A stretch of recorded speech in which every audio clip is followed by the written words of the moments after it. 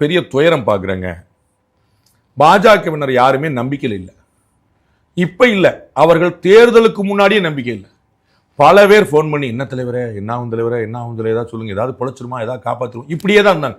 அடிக்க போறோம், தட்டுறோம், தூக்குறோம், ஜெயிக்க போறோம் அப்படின்னு தாவேகாவுக்கு இருந்த நம்பிக்கையில 10ல் 1 பங்கு கூட பாஜக இல்லை. நான் தான் அவங்களுக்கு ஆறுதல் சொல்ல வேண்டிய நிலைமை இருந்துச்சு. அந்த மாதிரி பல பேருக்கு நம்ம என்ன ஆகும் என்ன ஆகும் என்ன ஆகும். அப்ப அந்த நம்பிக்கையின்மை அவர்களுக்கான முனைப்பின்மையை கொடுத்தது. முனைப்பு இல்லங்கும்போது ஆட்டோமேட்டிக்கா அது தோல்வியும் கொடுத்துன்னு பார்க்கணும். அது இப்பயும் தொடருங்கிற பார்க்கணும். ரிசல்ட்டுக்கு பிறகு பெரிய அளவில் மனச்சோர்வு அடைஞ்சிட்டாங்க பாஜகவில். திரு அண்ணாமலை ஒரு டீப் சைலன்ஸ் காக்கிறார். நம்ம இப்படி கம்ப்ளீட்டா அமைதியா இருப்போம் அப்படின்னு. அவர் நிறைய சிந்தனைகள்ல இருக்கிறார். அவர் தனி கட்சி ஆரம்பிக்க போறார் அப்படிங்கிற ஒரு தகவல் திரும்ப கிளம்பிருச்சு. இதுக்கு முன்னாடியே உங்களுக்கு ஒரு மாநில தலைவர் பதவியில் மாற்றப்பட்ட போதே பெருசா வந்துச்சு. ஆரம்பிக்க போறாரு, ஆரம்பிச்சுட்டு விஜய் கூட சேர போறாரு, ஆரம்பிச்சு தனியா போறாரு அப்படின்னு சொல்லிட்டு ஆரம்பிச்சா பெருசா ஓடுச்சு. திரும்ப ஆரம்பிச்சிட்டாங்க. அவர் இது ஒரு டாக் ரொம்ப ஸ்ட்ராங்கா ஓடுது. ஆனா யாராவது ஒருத்தர் பாஜகவை ரீவேம்ப் பண்ண முடியும், பாஜகவுக்கு ஒரு ஸ்பேஸ் இருக்குதுன்னு அவங்க நினைக்கவே மாட்டாங்க.